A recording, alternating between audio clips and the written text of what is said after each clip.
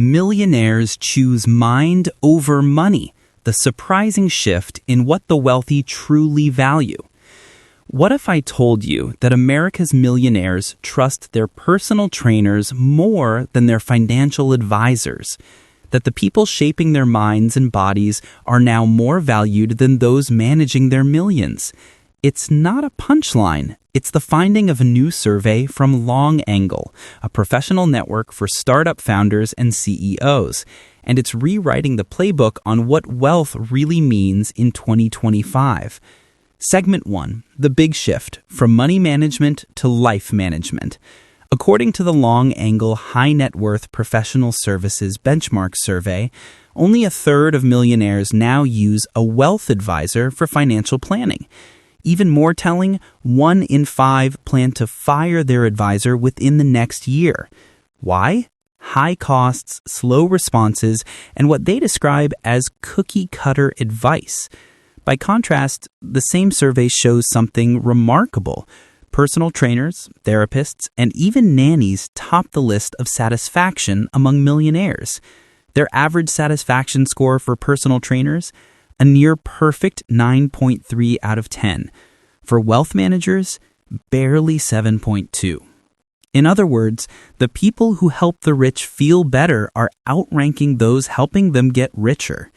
Segment 2. Why the wealthy are rethinking value. This shift isn't just about luxury or indulgence. It reflects a deeper change in how success is defined among the wealthy. As Chris Benson from Long Angle explains, improving your balance sheet doesn't deliver the same emotional value as improving your health or family life. Let that sink in. The pursuit of wealth has always been about security, status, and freedom. But for many millionaires, those goals are already achieved. The next frontier isn't financial, it's emotional.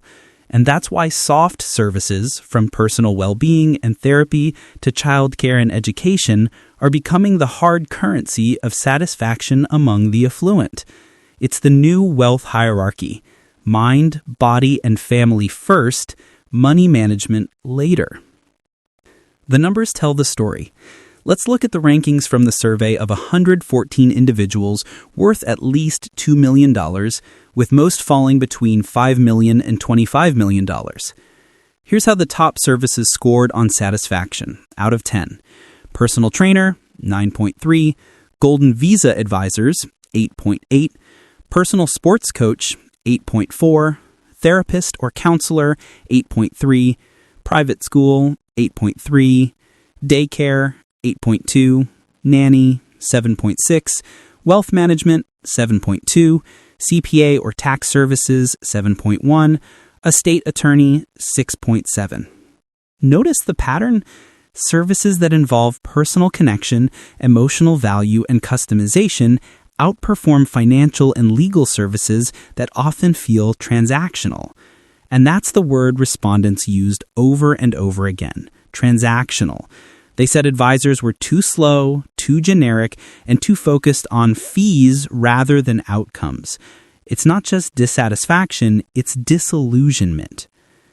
Segment 4, the fee frustration factor.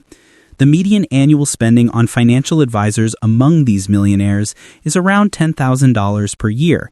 Most pay a percentage of their assets under management, the infamous AUM fee.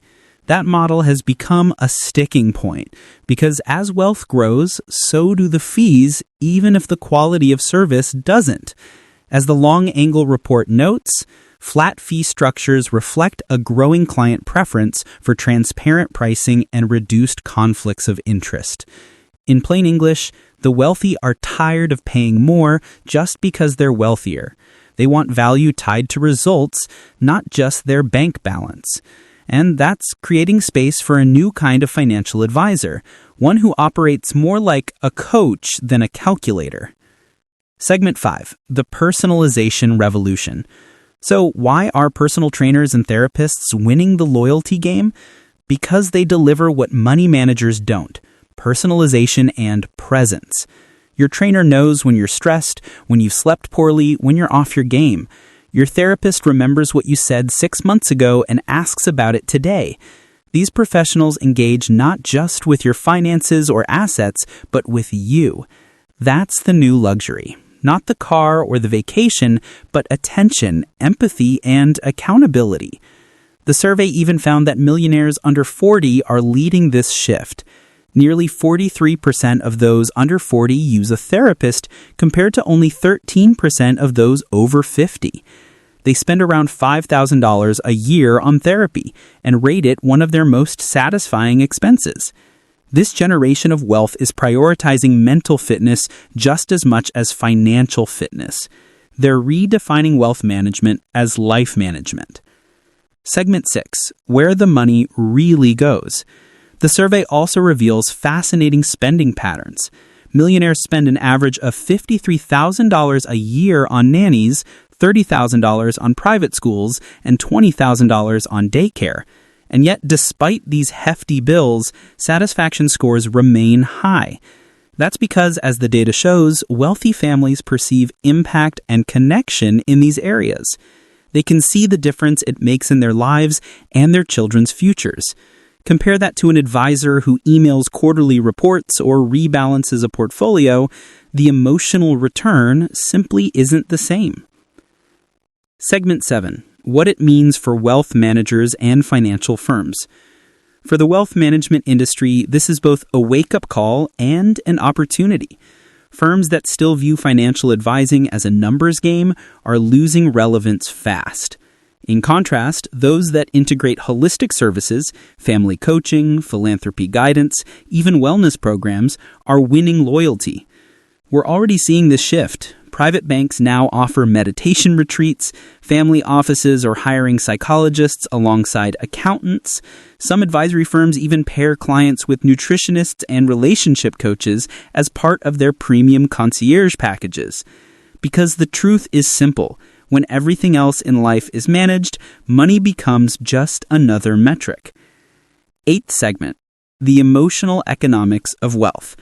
This transformation tells us something profound about modern affluence. For decades, the wealthy pursued more income, more assets, more returns. But after a certain point, the law of diminishing returns kicks in, not financially, but emotionally. Happiness plateaus, satisfaction drops, and suddenly millionaires are asking the same question everyone else does. How do I feel better about my life? That's why the emotional ROI, the return on feeling, is now replacing the financial ROI as the ultimate metric of success. In this new economy of fulfillment, a therapist, a trainer, or even a dedicated teacher can have more lifetime value than an investment strategist. Because while markets fluctuate, relationships, health, and self-understanding compound. So what does it mean to be rich in 2025? It means having time to care for your health, resources to nurture your kids, and the freedom to be emotionally present. Wealth is becoming less about what you own and more about how you live. And in that new world, the personal trainer and therapist aren't side characters in the millionaire story. They're the main cast.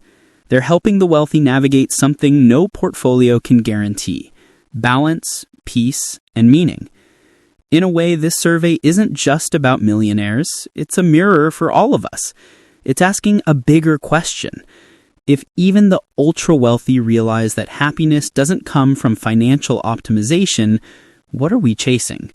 Maybe the real goal isn't financial independence, it's emotional independence. The kind that comes when you feel strong, connected, and well. So next time you think about your net worth, remember, it's not just a number. It's your well-being, your relationships, and the life you're building. Because the new rich aren't counting dollars. They're counting days well lived.